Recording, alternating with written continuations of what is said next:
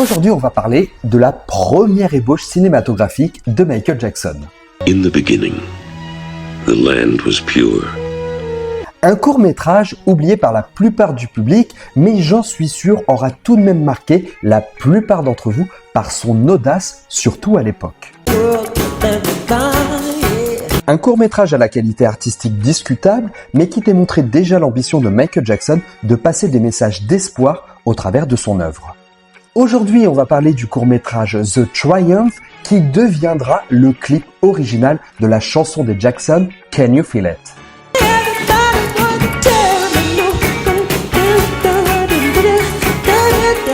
Dans cette vidéo, nous voyagerons dans la création de ce court-métrage, mais pour commencer, je vous propose une immersion dans la création de cette chanson emblématique devenue culte aujourd'hui.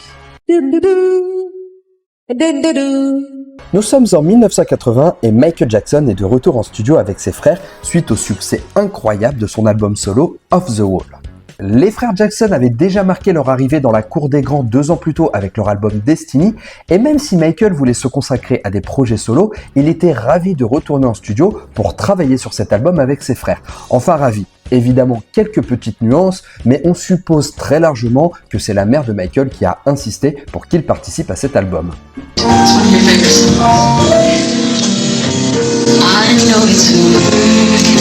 Can You Feel It est le titre qui sera choisi pour ouvrir cet album et il représente parfaitement la collaboration des frères Jackson étant donné que Jackie et Michael Jackson seront à la composition et à l'écriture du morceau et il faut savoir que pour Jackie Jackson c'était la première fois qu'il s'illustrait en tant qu'auteur-compositeur sur un titre des Jackson. And this whole idea came to my mind, so I took my small tape recorder and started humming the idea before I lose it. You know, sometimes you can lose an idea.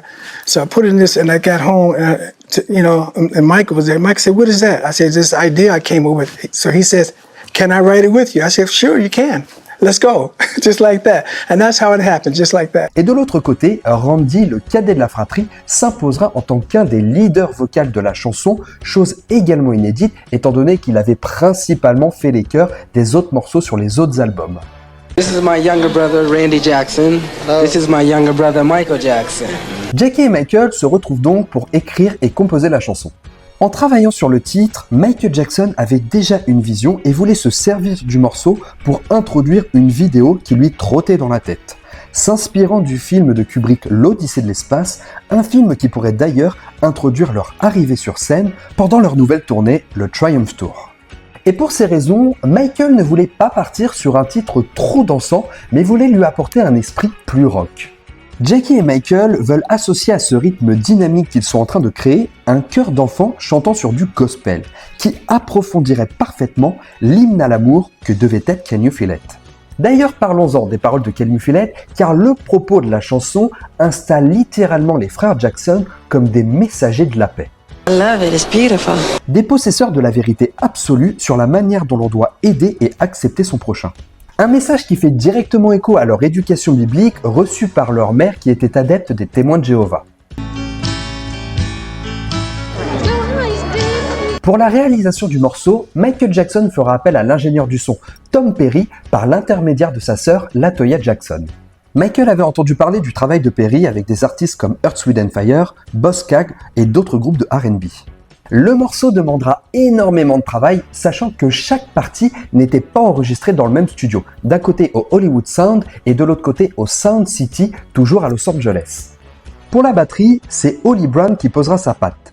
Tom Perry voulant un son plus léger, mais Michael insistera pour garder un esprit plus rock et demandera un son plus alourdi.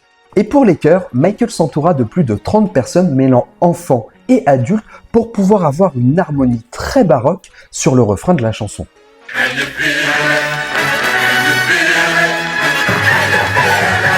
Et pour le lead vocal, Michael Jackson était sur un petit nuage lorsqu'il entendait la performance de son petit frère Randy apportant une réelle identité au titre avec son phrasé et sa façon de respirer. Look around, the whole world's coming together now, babe. Randy introduit parfaitement le morceau pour laisser place à la voix de Michael qui laisse l'auditeur s'envoler jusqu'au refrain beaucoup plus abrupt des choristes. All the colors of the world should be loving each other wholeheartedly. Et au rendu, c'est près de 48 pistes que Tom Perry doit mixer pour obtenir le résultat final.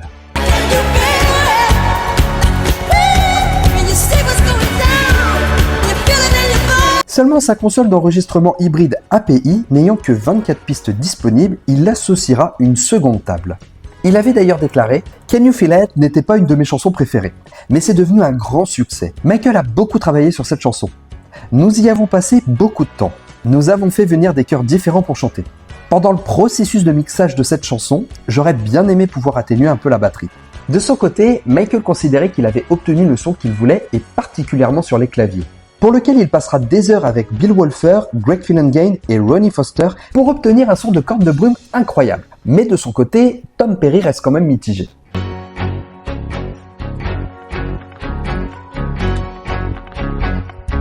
Je trouvais que c'était trop net.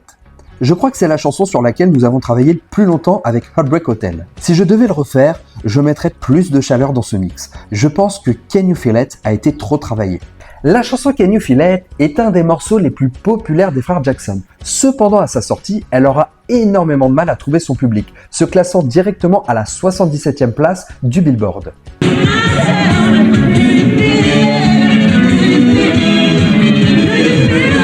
Maintenant que nous avons le titre, il est temps de le mettre en avant et c'est l'occasion pour nous de revenir sur le court-métrage The Triumph. And build together in triumph.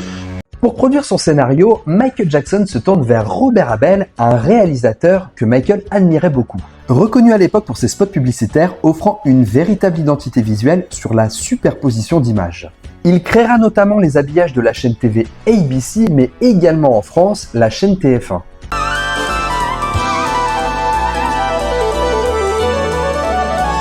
Il s'illustrera également dans des documentaires musicaux tels que Elvis on Tour ou Let the Good Time Roll.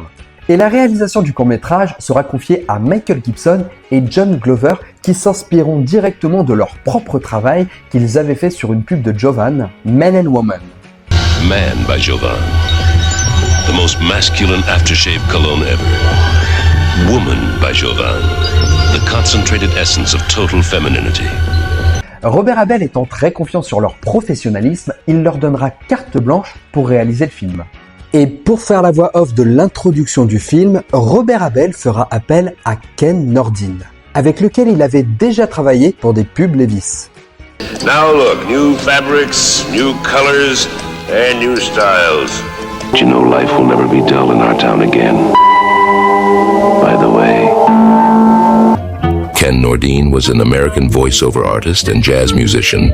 Ken Nordin est connu pour être la voix off de plusieurs spots publicitaires. Il va également participer sur des albums de jazz.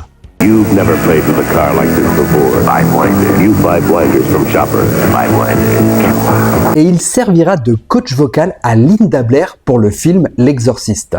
Find that devil. Now kindly undo these straps. In the beginning, the land was pure. Even in the early morning light, you could see the beauty in the forms of nature. Michael veut pouvoir être perçu avec ses frères comme des entités supérieures apportant leur message de paix et rassembler toutes les ethnies. D'ailleurs, Michael utilisera encore l'image de la poussière de fée directement inspirée de son œuvre préférée, Peter Pan.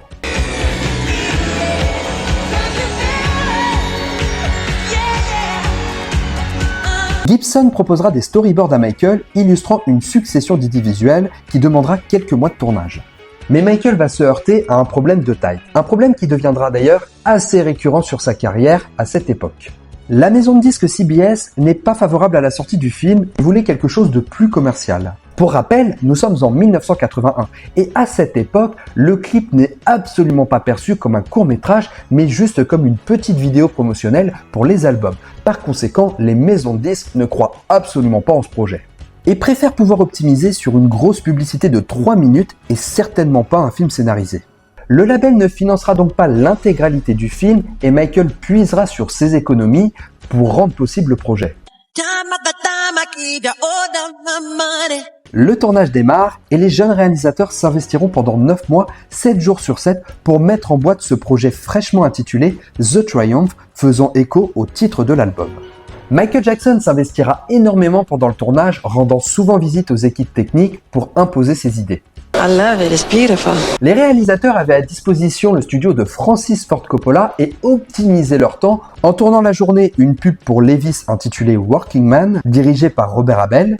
Forging dreams with fire, building, moving mountains, always reaching higher. Et la nuit, les réalisateurs restaient sur place pour diriger les frères Jackson.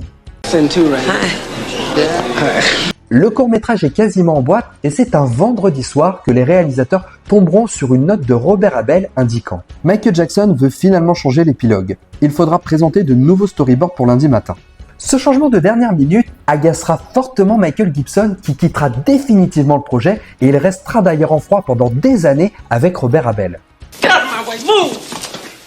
Mais de son côté, Glover souhaite tout de même mener le projet jusqu'à la fin, mais il quittera définitivement Robert Abel après cette collaboration.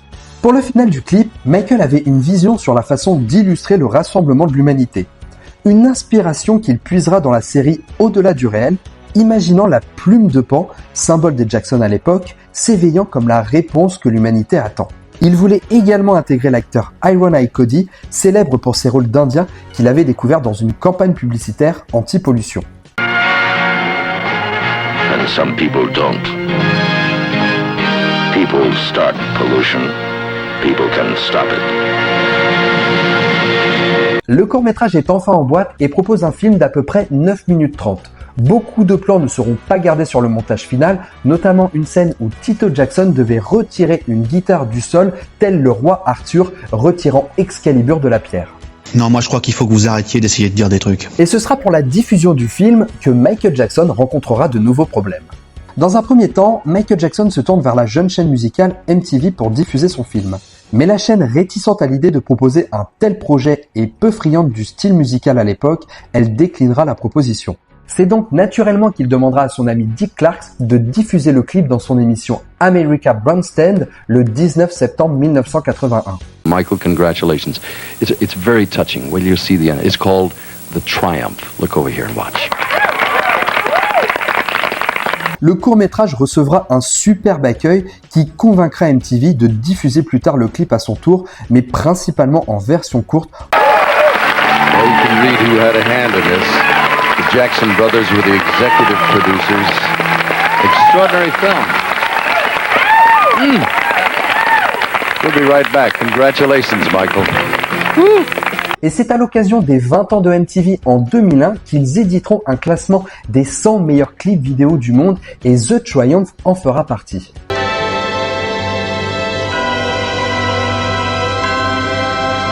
Si je dois être totalement honnête avec vous, The Triumph fait partie des courts-métrages de Michael Jackson que j'aime le moins. Des effets d'image trop kaléidoscopés qui donnent une surcharge visuelle et des effets sonores qui ne permettent pas de sublimer la chanson Can You Feel It.